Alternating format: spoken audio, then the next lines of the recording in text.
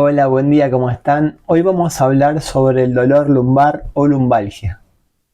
Y empezamos a decir que la columna vertebral está formada por un conjunto de vértebras desde las cervicales hasta las vértebras coxígeas. Empezando por la columna cervical tendremos 7 vértebras cervicales, vamos a tener 12 vértebras dorsales con sus respectivas costillas, 5 vértebras lumbares, que es el tema que vamos a hablar hoy. Seguimos con 5 vértebras sacras y de 2 a 4 vértebras coxígeas. Esa es la columna vertebral, desde las cervicales hasta el coxis. Y en cada una de estas vértebras tenemos un disco intervertebral que hace de amortiguador. Es decir, que nosotros nos podemos mover porque entre cada vértebra tenemos este amortiguador que hace que nuestra columna sea bastante flexible y nos podamos mover en el espacio.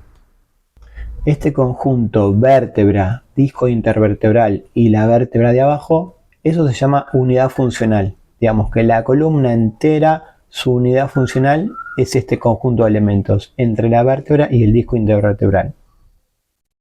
Este disco intervertebral que estamos hablando entre vértebras tiene dos partes bien diferenciadas. Una parte externa, fibroso, que es el anillo fibroso, y dentro del anillo fibroso tenemos un área gelatinosa llamado núcleo pulposo.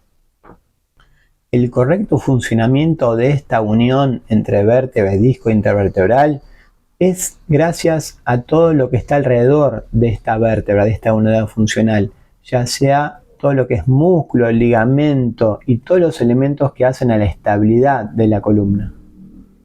Bueno, ahora qué pasa cuando por algún motivo X hay mucha presión en algún punto de este disco intervertebral. ¿Qué es lo que sucede?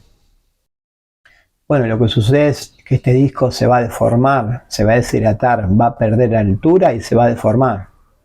Bueno, ¿y qué pasa en nuestro cuerpo cuando se comprime el disco? Bueno, ahí tenemos un problema. ¿Por qué? Porque este disco protruye a través de la vértebra, a través del espacio intervertebral, y en ese caso puede llegar a tocar algún nervio, alguna raíz nerviosa que está bajando hacia el costado de la vértebra. Es por eso que algunas personas tienen algunas sensaciones en las piernas, en los brazos, cuando protruye algún disco.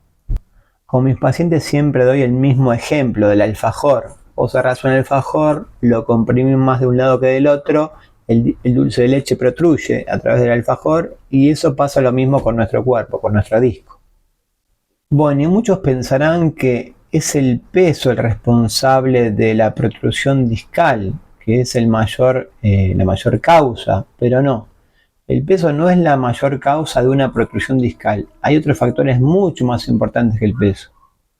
Entonces vamos a decir que la causa más importante de estas protrusiones discales es la falta de estabilidad junto con un aumento en la movilidad de esta zona funcional de la columna.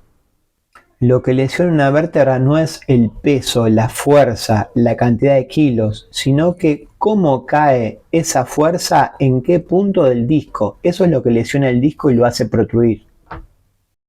Es por eso que las personas con más protrusiones discales son aquellas que tienen alteraciones en la biomecánica de las curvaturas de la columna, por ejemplo, en rectificaciones cervicales, en hiperlordosis lumbares. Ahí es donde el peso del cuerpo cae en un lugar de la vértebra donde no debería caer. Ahí está la lesión en el disco. Es por ello que las personas que más discopatías lumbares tienen son aquellos que están todo el tiempo sentados. Los oficinistas, los sedentarios, no son los maratonistas los que tienen discopatías, eso es muy raro. La presión que se ejerce en los discos lumbares de una persona que está sentado son mucho mayores que una persona que está parada o más aún caminando. Siempre pasa esto, siempre las presiones en un disco son mucho más en personas que están sentadas. Por eso yo siempre incentivo a los pacientes a que caminen, se muevan, en el caso de que no duela, troten un poquito, porque es la única manera que los discos se puedan incentivar todos los elementos, se puedan irrigar, puedan tomar fuerza todos los elementos que cumplen con la columna. Bueno, ¿por qué hablamos de todo esto? Bueno, porque la primera causa del dolor lumbar son las discopatías, aquellas personas que tienen problemas en los discos lumbares. Es la primera causa del dolor lumbar. Hay muchísimas más causas del dolor lumbar. Ya hablamos del sedentarismo, por tener una pelvis alterada, ¿sí? La pelvis puede estar rotada hacia adelante, hacia atrás, una base genética, tener, digamos, una dieta inflamatoria, comer mucho azúcar, comer mucha harina también, mantener posiciones de sentado. Y por último caso, yo diría que es el tema del peso, de la obesidad, de la carga excesiva. Ese es uno de los casos mucho más menos frecuentes, porque en la clínica siempre cuando vienen los pacientes, la mayor proporción son personas siempre más que nada delgadas las que tienen discopatías. Es decir, que en la práctica lo que más asiste con discopatía son personas delgadas, sedentarias, con mala alimentación. Eso es el grupo más amplio que tenemos en personas con discopatía. Y ojo que las discopatías no es la única causa del dolor lumbar, ¿no? Es lo más común, pero también alteraciones gastrointestinales o genitourinarias o estrés son también causas bastante comunes de dolor lumbar. Así que una buena evaluación es muy importante en tu dolor.